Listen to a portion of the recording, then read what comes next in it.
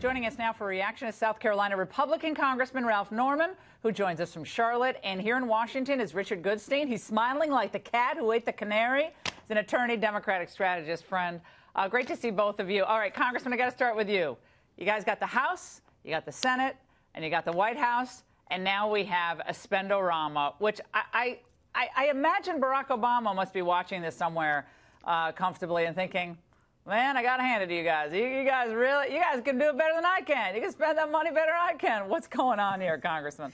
Well, Laura's unacceptable. What did you say, dead fish? That's what I think this spending bill is, the Omnibus.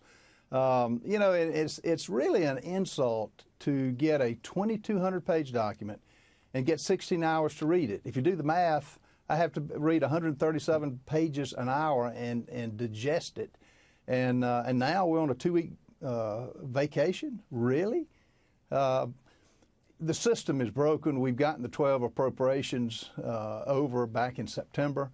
And, you know, we've got to make a change, and I'm tired of it. And I, along with a lot of other members, I'm a member of the Freedom Caucus. We voted against the rule today. We simply were not elected to bankrupt this country. And as Congressman Bratt said, you know, we are saddling our children with debt. If you do the math, for every taxpayer, it's a little under $200,000. Oh, it's stunning. That's sad. It's stunning. And I got to play this. I got to play this soundbite for you guys.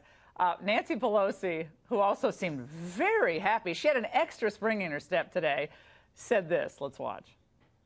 It's interesting to see from the standpoint of regular order why the Republicans thought that would be a good idea. Well, I think one of the reasons they rushed it through, posting it last night, taking it to rules on the floor today, not honoring the 3-day rule, they didn't want their Republican colleagues to see just exactly what was in the bill.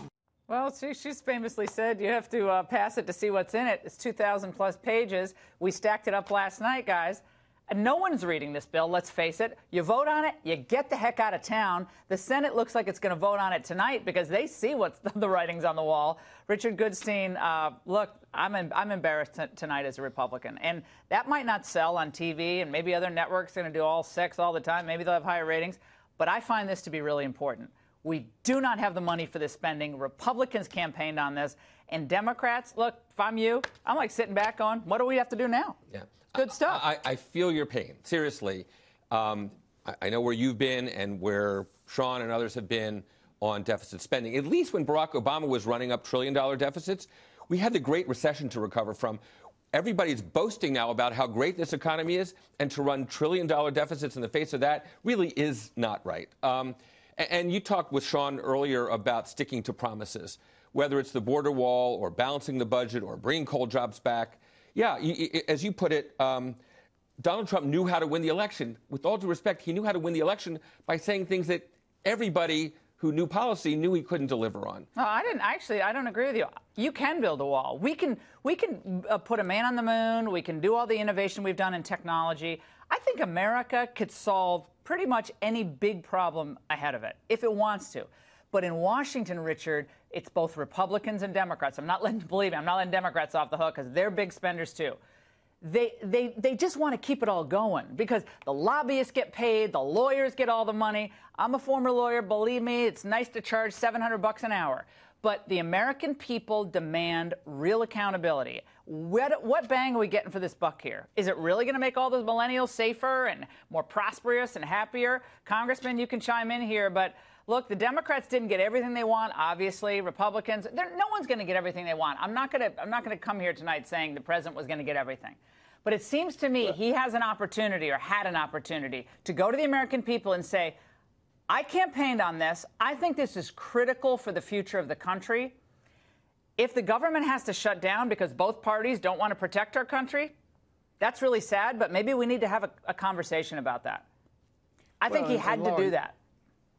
Well, and you can't let this process continue with the threat of a shutdown. You know, I was perfectly willing to have a shutdown and sit up in Washington, D.C.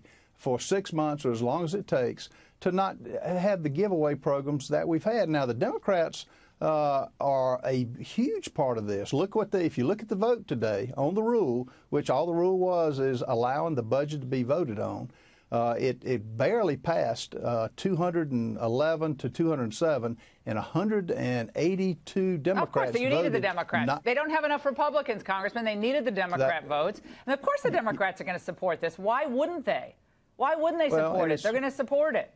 We got to get to Bolton, guys. We got to get to Bolton. This is huge news, and I'm sorry. I'll hold you both for an hour. John Bolton is replacing H.R. McMaster today, and my goodness, MSNBC and others were in a total meltdown. World War III is about to happen. Let's watch. John Bolton is known as a hardliner, clearly different than others in the administration now on the Iran agreement, for example, and it points to danger signals. So many millions of voters voted against in 2016 who voted against stupid wars and bringing the biggest hawk there's ever been and put him as head of national security is awful. For John Bolton, he is the hammer and everything is a nail.